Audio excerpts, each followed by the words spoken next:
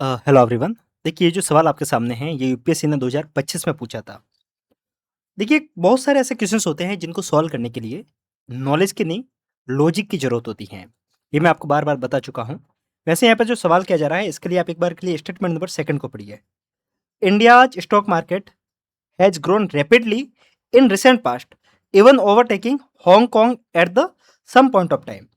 ये बता रहा है कि इंडिया का जो स्टॉक मार्केट है, वो हाल ही में बहुत ज़्यादा रैपिडली ग्रो हुआ है और किसी समय पे इसने हांगकांग को भी सरपास कर लिया था, ओवरटेक कर लिया था। अब अगर आप नॉर्मल लॉजिकल रीजनिंग लगाते हैं, नॉर्मल अगर आप एलिमिनेशन टेक्निक लगाते हैं, तो ये आपको स्टेटमेंट गलत लगेगा। क्योंकि हमने अक्सर ये सुना है कि कहीं पर भी अगर ऐसा दिखता है रैपिडली, हार्डली, तो इस टाइप में जो स्टेटमेंट होते हैं वो गलत होते हैं। पर यहाँ पे हमें एक दूसरा लॉजिक भी लगाना है। लॉजिक क्या, वो समझिए। जब भी हमने पीवाई को लगाया तो हमेशा क्या कहा जाता है, लास्ट 5 ईयर, लास्ट 10 ईयर, ऐसा स्पेसिफिक यूपीएससी मेंशन करता है। पर इस बार लास्ट ईयर यूपीएससी ने क्या मेंशन किया, रिसेंट। अब ये रिसेंट क्या है किसी को नहीं पता है।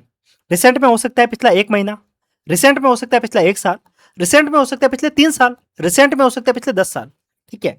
अब 10 साल में भी ग्रो होगा, 1 साल में भी हो, 1 महीने में भी हो, ये बहुत एक वेग स्टेटमेंट हो जाता है, लग रहा है आपको। और इस बेस पे देखो दूसरा क्या कह रहा है, even overtaking Hong Kong at some point of time. अब हांगकांग के शेयर मार्केट को भी इसने किसी समय पे सरपास कर लिया था। अब वो किस समय क्या है ये भी नहीं पता। हो सकता है 1 दिन के लिए क्या हो सकता है 2 दिन के लिए क्या हो सकता है 3 दिन के लिए क्या हो। तो ये जो स्टेटमेंट है ना, इसके सही होने के चांस बहुत ज्यादा हो जाते हैं। इस तरीके से आपको एग्जाम में सोचना होगा। ठीक है। अब एक बार के लिए स्टेटमेंट नंबर 3 को पढ़िए। ये क्या कह रहा है, there is no regulatory body either to warn the small investor about the risk of option trading और to act as unregistered financial adviser in this regard.